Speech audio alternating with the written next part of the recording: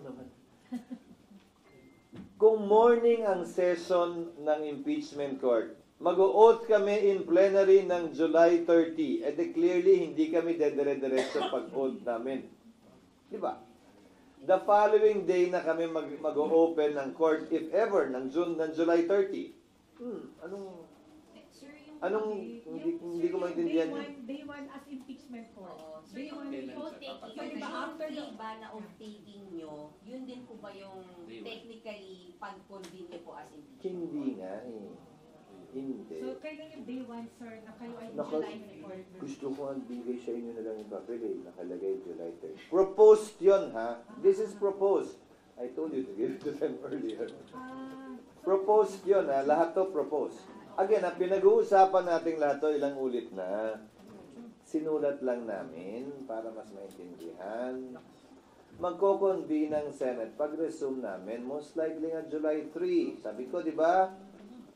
June 3. Wala namang session ng July 3. Kayo, no? Pero sir, kasi di ba, after oath taking, you'll be issuing summons. I mean, The impeachment court is the one that should issue summons, not the plenary. kaya nga sir. Unless the rules authorize the Senate President to issue it on his own. Kaya depende. Calendar of activities lang ito. Ba't kayo kasi masyado nakatitig at fixated sa impeachment court kung kailan sila magsusuot ng robe? Hindi naman mahalaga yun.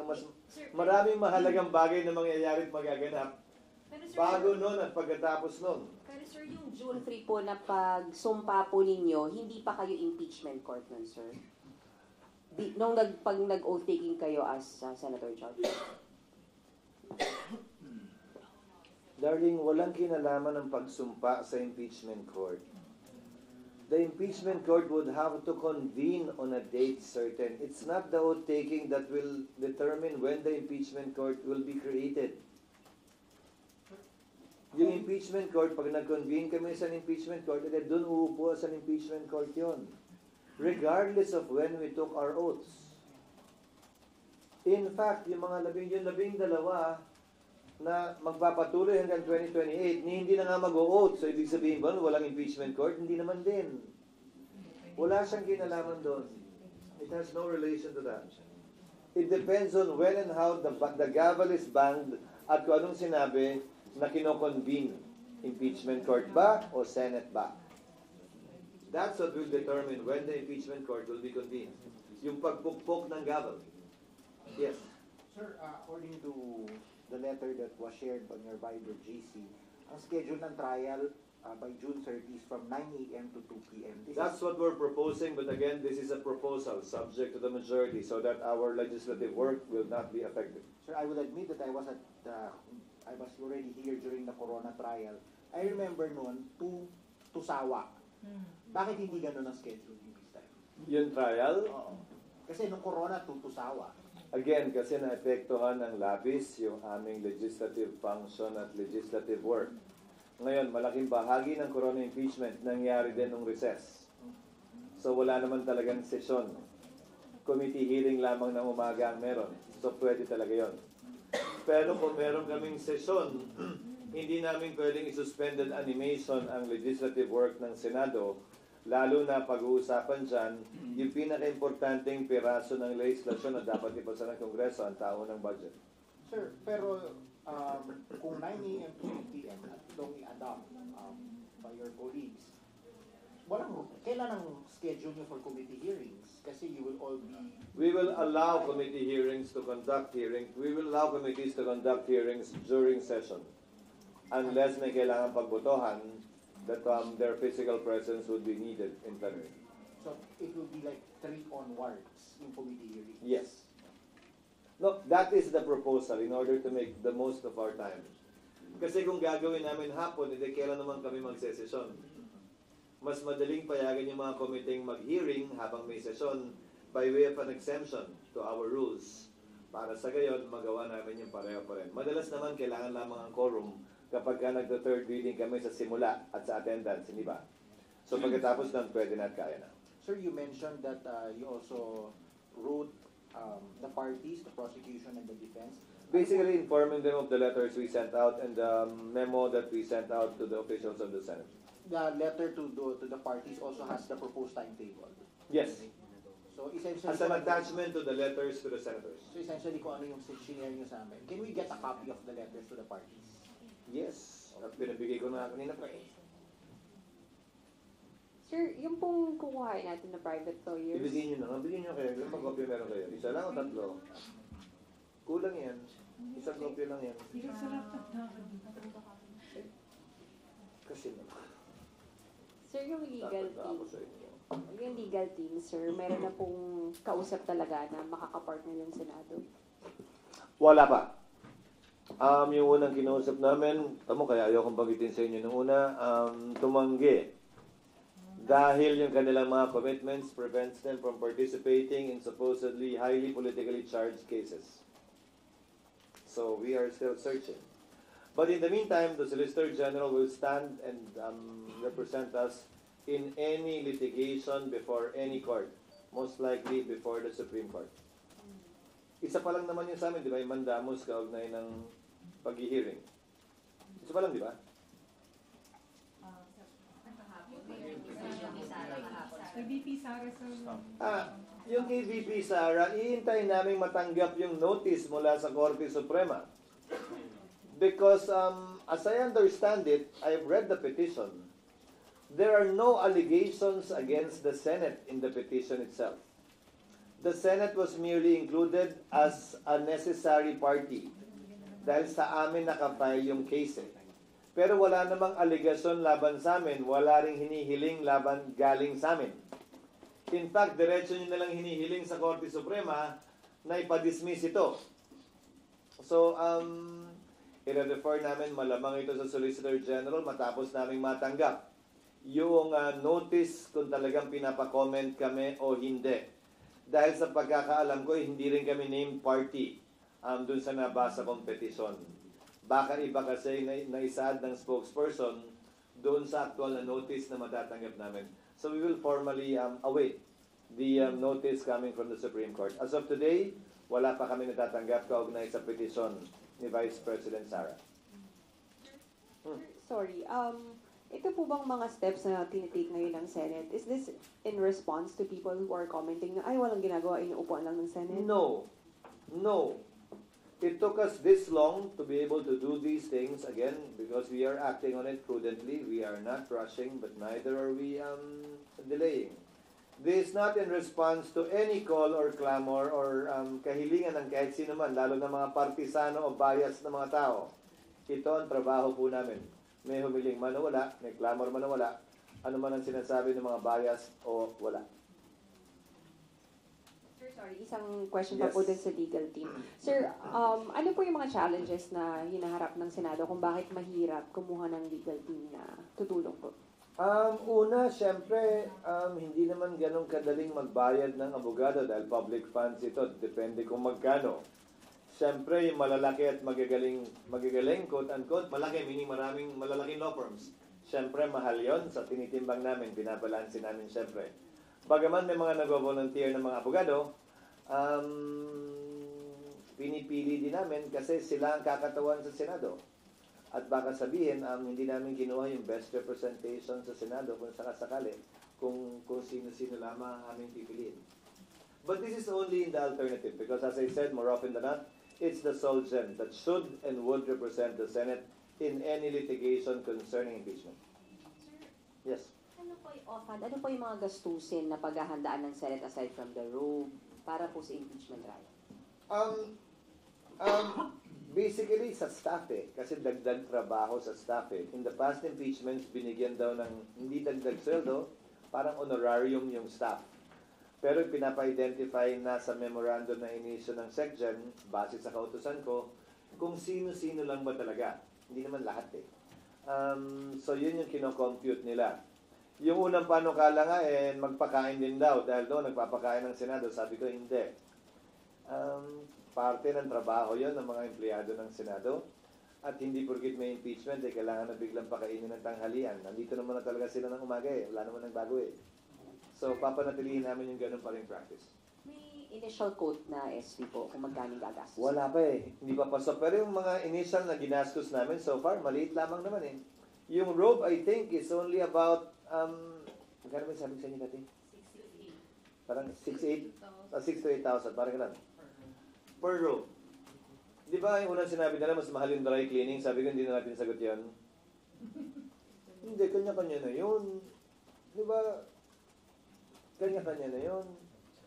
But it turned out that dry cleaning was more expensive than the robe itself. So, I said no. Structure-wise, SP, may mga gagastusin ba? Like, di ba may hiwalay na room for prosec, for defense, for mga Wala. live reports, magpapatayo ka ng mga ganon? O wala na? Wala na. Meron sariling carpentry ang Senado. Kung bibili man ng kahoy at pako, konti na lamang yon para sa mga stage. At ina-identify na rin namin yung mga kwarto na i-assign sa prosecutor, sa defense, at gayon din sa audience o sa media. Para sa gayon ay maging open at public talaga itong hearing na gagawin at isasagawa ng Senado. Last na SP. May Yes, of course. may sinabi po kayong parang budget lang po nagagastusin for the impeachment. May tinalaga kayong Wala pa. limit. Wala pa, pero buwang paniniwala ko at tiwala ko na may sapat na pondo ang Senado para doon. Dahil hindi naman ako papayag na masyadong malaki din yan, nang hindi tinitipid yan. Ano ito binidiscribute? Hindi. Asan yung letters kala? Okay. Hindi magkakasama to, ha? But in mistake for them.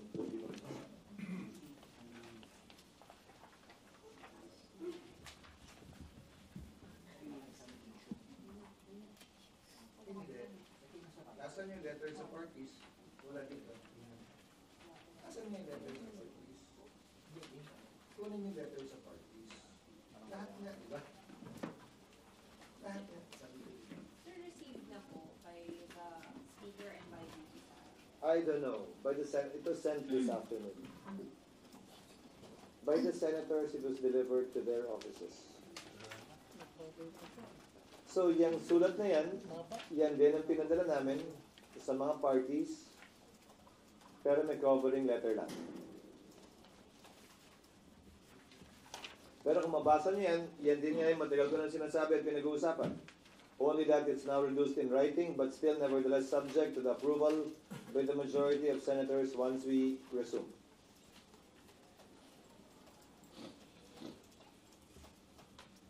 Meron pa tanong. Parang hindi na depende sa Sir. SP. Isa pa kayo nag-interview Sir, sorry. ni party. Hello, sir. Sir, may plans pa po bang mag-call for an all-senator caucus? Like what Senator Coco and Risa are calling for? Not at this time, no. But I'll see Senator Coco tomorrow. What? Habagin siya. Wala lang, magkakape kami. Sabi ko, di ba kape ko? Wala naman. Hindi naman bawal magkape. Magkakape kami, oo. Sorry, SP, bakit wala pong focus? Dahil sa June na kayo mag-usap? Tinanong ko yung iba eh. Hindi naman din nila gusto at busy din eh. How can it be an all-senator caucus when some are traveling and some are abroad? And some are not available and some aren't interested? And as I said, kahit anong gawin namin, hanggat walang sesyon, wala namang kaming masisimulan. Whatever we agree on will not be official because whatever vote we take can still change once we resume and or convene. At nais ko lang iwas to, yung sinabi ni Senator Risa, narinig ko yung salitang delay. We are not delaying it, excuse me. We are simply proceeding with it legally, constitutionally, and in accordance with law. For us not to follow the law will in fact create more delay or more opportunities for either party to go up, question the proceedings we're undertaking, which will in turn result in more delays. Yes, ma'am. You were saying, hindi po totoo yun. I just would like to ask, were you able to contact po yung iba nating kapwa senador para masabi na you try to reach out with them para po dito sa possible caucus? Paano ko sila matatanong kung interesado sila kung hindi ako nag-reach out sa kanila recently?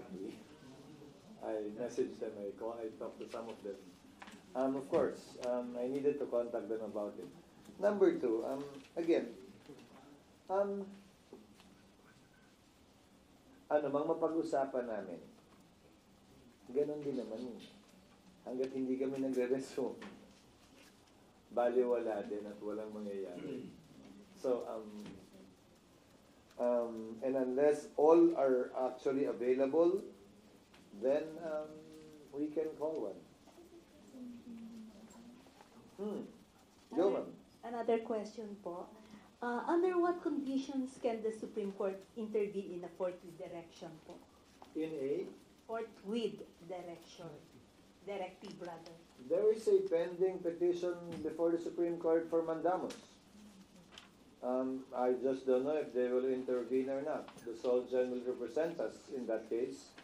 Our deadline to file comment through the Solgen is on Monday next week, March 3. But the court has not yet intervened. That they have required us to make a comment is not intervention in my books. Hindi pakikialam at pangihimasok yun. Ginagawa lang nila yung trabaho nila. At gagawin din namin yung aming trabaho sa pamamagitan ng pagsumite ng comment sa Supreme Court dahil nire-require kami. SP, in the past po ba, past impeachment trials, was there any event po na or involved na nagkaroon po ng question doon sa forthwith orders? No. Nagkaroon ng question sa forthwith sa impeachment court mismo. Particular ng impeachment trial na nasa sulat na binigay ko sa inyo ni dating Pangulong Estrada. Pinagdebatihan ni Senator Rocco na sinabing immediately dapat at ni Senator Miriam na kinlaro ibig sabihin ng forthwith na binahagi ko sa aking mga kasamahan sa Senado. At ang impeachment court at magsisilbing president ito. Ang impeachment court ng panahon yon kinatigan ang posisyon ni Senator Miriam Santiago.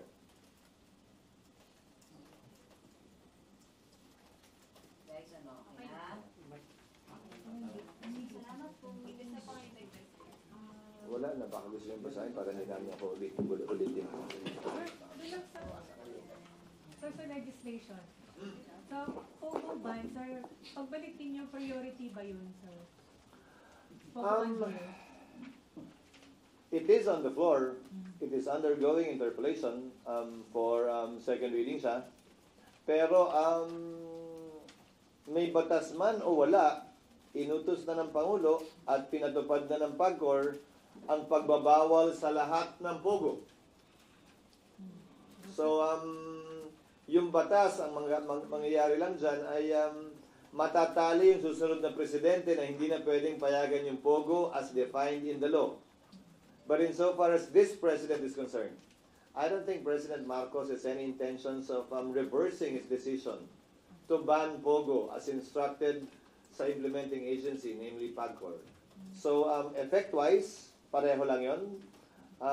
Pero yung lasting effect ng POGO ban, yun ay magagawa lamang kung ipasa yung batas. Para kahit sino maging presidente, hindi na pwedeng ibalik pa ang POGO.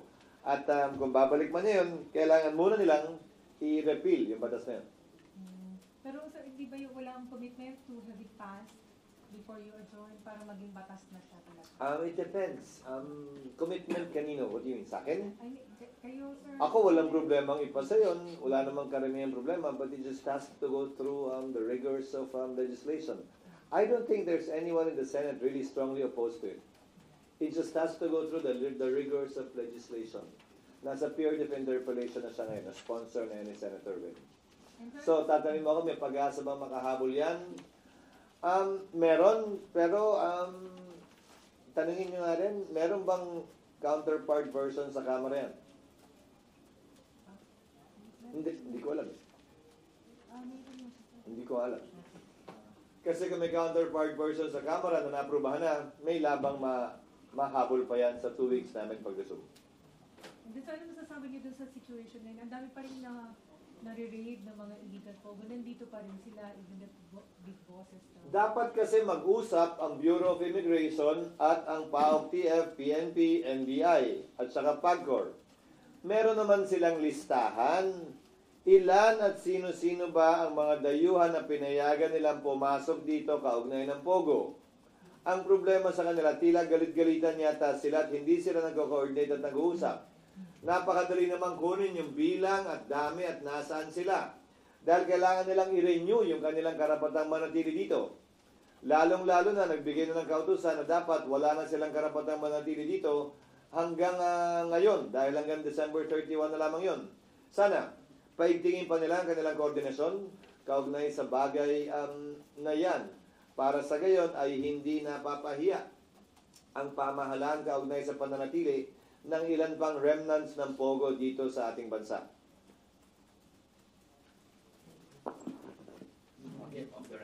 Wait lang.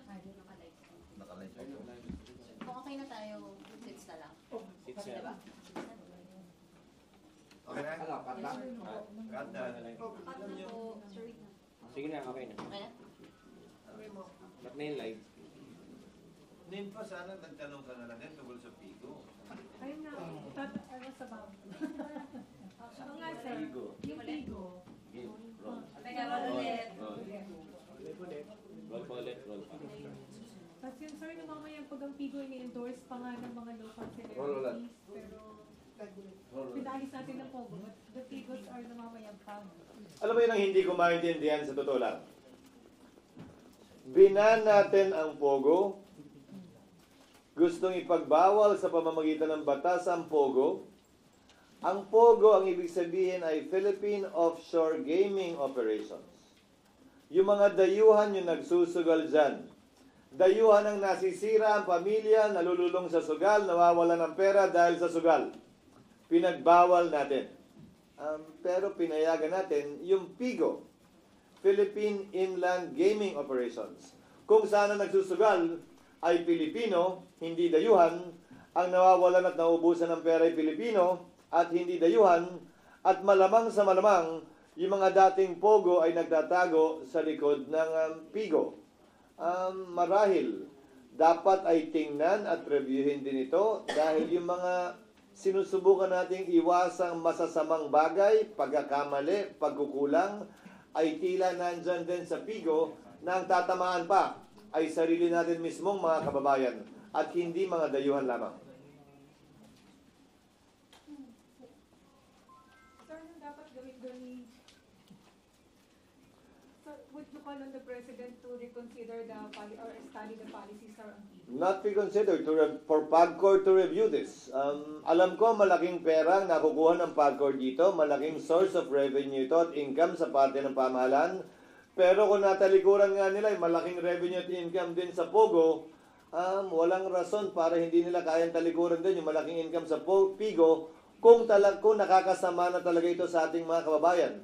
Na sa palagay ko ay, ang paninindigan ng Pangulo dito at sa nagdaang panahon ay tila klaro. Naalala mo, isa sa mga binan ng Pangulo nung simula pa lang ay yung isabong. Dahil nga sa sobrang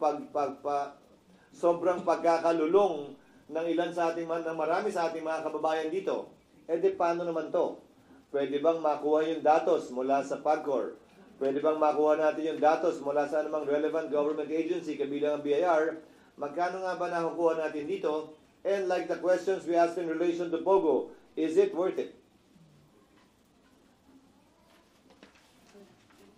Sa assessment niyo, sir, ngayon, the way you see it, sa situation, is it worth it? Magandang malaman muna mula sa ating revenue generating agencies. Magkano ba ang nakukuha ng gobyerno? Magkano ba ang gross gaming revenue o GGR ng iba't ibang kumpanya na engaged sa Pigo? Magkano nga ba'y pumapasok sa kaban ng bayan? Magkano ba yung nalulustay o ginagastos ng ating mga kababayan dito? Hindi ko alam yung kasagutan sa mga tanong na yun. Magandang matanong yung relevant government agencies at nang makapagpasa tayo mismo kung gusto ba natin ituloy ito o hindi.